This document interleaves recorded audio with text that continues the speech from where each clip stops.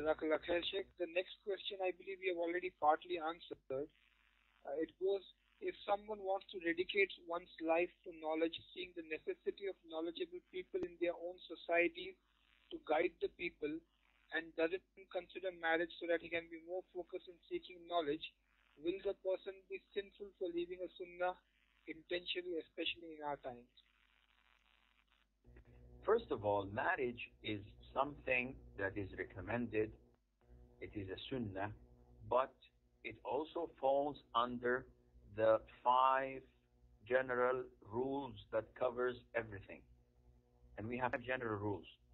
Anything you do can be mandatory, recommended, permissible, not recommended, forbidden. So marriage can be likewise. Marriage, in the case of a person who is inevitably going to fall into fornication and sin, is mandatory. You have to get married. But if you're not going to fall in sin and you have the means to get married, though you're not interested, it is recommended for you to get married. And it becomes permissible, and it becomes not recommended, and it becomes forbidden, depending on what this would lead to. So in the case of Imam al-Nawawi, when he was asked, why you great scholar of Islam who have done so much service to Islam and the spreading of Islam, why aren't you following the sunnah of getting married, which has a lot of good benefits behind it? He answered by saying it has good benefits behind it, but it also has a lot of bad deeds and aspects and responsibility that I fear I would not be able to fulfill. Because he knew his devotion for knowledge would make him not give his wife her fully needed rights. He was afraid of the responsibility, and that's why he did not get married.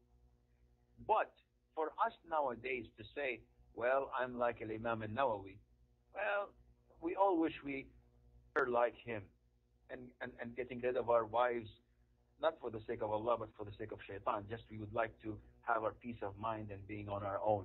Yet, this is not part of the sunnah. For those who want to acquire knowledge, who want to be devoted to Islam in the service of Islam, you will not be better than the Prophet ﷺ. And he himself married. And he himself instructed us to marry. And when the 3 companions said that the Prophet, Allah has forgiven his sins, the previous and the coming, so one of them said, I would never ever marry women, thinking that this is a good deed that he would get closer to Allah by. The Prophet got furious and angry, and he said, whoever seeks a way different than my way, he is not among me. Whoever follows a sunnah other than my sunnah, he is not from me. I marry women, I sleep and I pray, and I fast and I break my fast.